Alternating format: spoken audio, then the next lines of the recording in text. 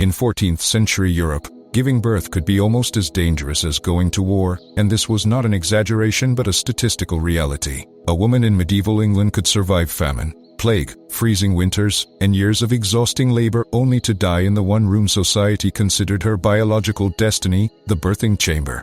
Picture the winter of 1347. A 22-year-old woman has been in labor for 3 days inside a smoke-filled cottage lit only by tallow candles, the floor covered in damp straw. 6 exhausted women whispering prayers around the bed while her husband paces helplessly outside, forbidden from entering. The air is thick with sweat, wet wool, burning herbs, and blood. Nobody in that room understands bacteria. Nobody understands infection. And everyone already knows there is a very real chance she will not survive the night. What makes this even stranger is that medieval society never treated childbirth as a rare tragedy, it treated it as ordinary life. Women were expected to endure pregnancy again and again, sometimes 8 or 10 times across a lifetime, in a world with no anesthesia, no antibiotics, and no basic medical hygiene. A wealthy, university-trained physician with unwashed hands could unknowingly kill more women than an experienced village midwife armed with nothing but cold water and years of hands-on practice. One of the strangest facts about the era is that many of the men writing formal medical theories about pregnancy had never actually witnessed a birth. University physicians were almost universally male, highly educated, and often physically absent from the birthing room, since childbirth was widely considered chaotic, impure, and unpredictable. That left birth almost entirely in the hands of women, not because society valued their medical judgment, but because someone had to actually be in the room dealing with the blood and the screaming.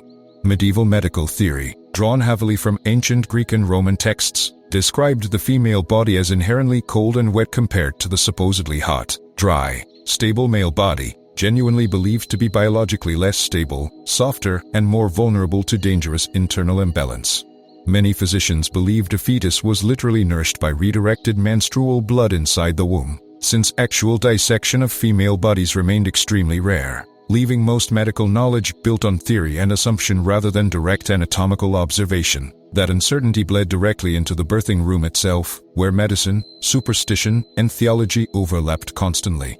A difficult labor might be blamed on physical complication, sinful behavior, divine punishment, evil spirits, or astrological influence, sometimes all at once. Prayers were said alongside herbal remedies, religious charms hung beside medical tools, saints were invoked almost like emergency medicine.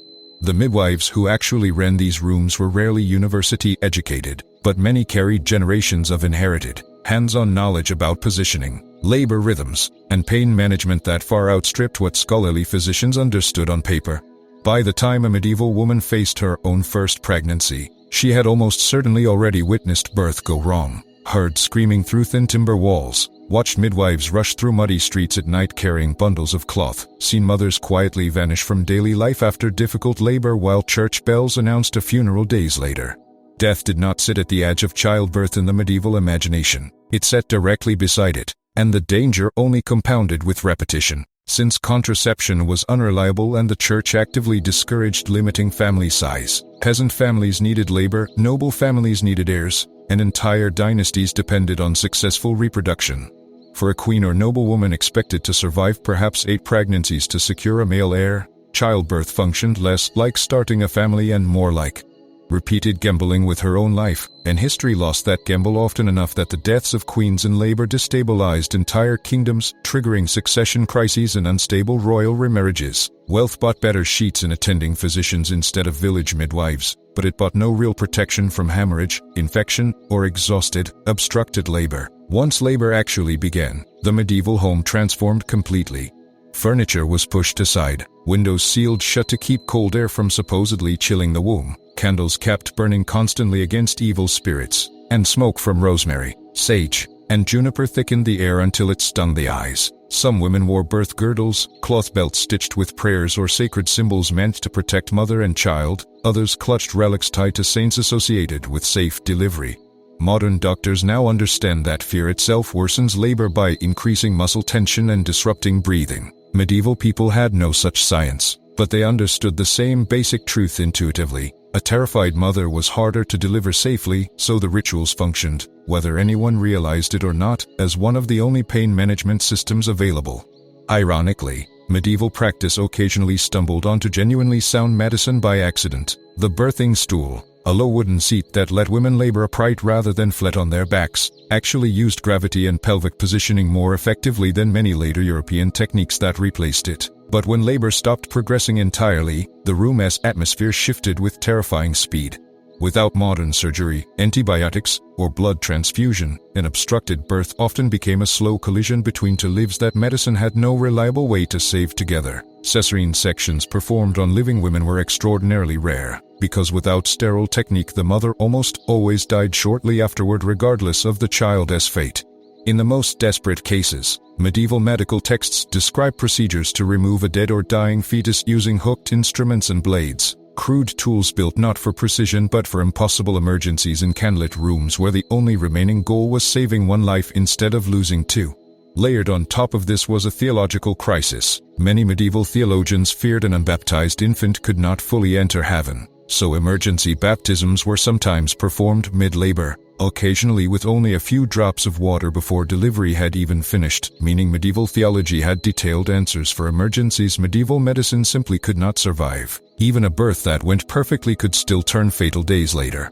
A new mother might develop a fever that seemed survivable at first, then worsen. Hot skin, shallow breathing, spreading abdominal pain, as midwives recognized something they could neither explain nor stop. Childbed fever, understood today as puerperal sepsis, a massive bacterial infection entering the body through the postpartum uterus, which effectively becomes a large, internal wound. Medieval people could see blood and smell decay, but invisible contamination was completely beyond their comprehension, and this ignorance created one of history's crueler ironies. Wealthy women sometimes faced greater danger than poor ones. An elite physician might examine plague victims or handle infected corpses and then walk directly into a birthing chamber in elegant robes, never once washing his hands, while a village midwife who rinsed her hands in cold well water and spent most of her time solely delivering babies was statistically safer, despite having none of the physician's education or prestige. Bacteria, unfortunately, cared nothing for social rank, and in medieval Europe the most expensive medical care sometimes produced the fastest funeral. 40 days after a successful birth, tradition required the new mother to kneel at the entrance of the church holding a candle while a priest recited prayers over her. The churching ceremony, often misunderstood today as a simple celebration of motherhood, but which was really an acknowledgement of survival itself, a formal recognition that she had lived through one of the most statistically dangerous events in ordinary medieval life, when so many women never reached that doorway at all. Meanwhile, the same midwife who had just delivered that child was likely already being called to another labor unfolding behind another timber door somewhere in the village. Because this danger was never rare, it was simply how the world worked. Medieval women were not physically or psychologically weaker than women today. They endured a level of danger that modern medicine has simply made unnecessary. The tragedy was never a lack of courage. It was a world where medical knowledge had not yet caught up to human survival.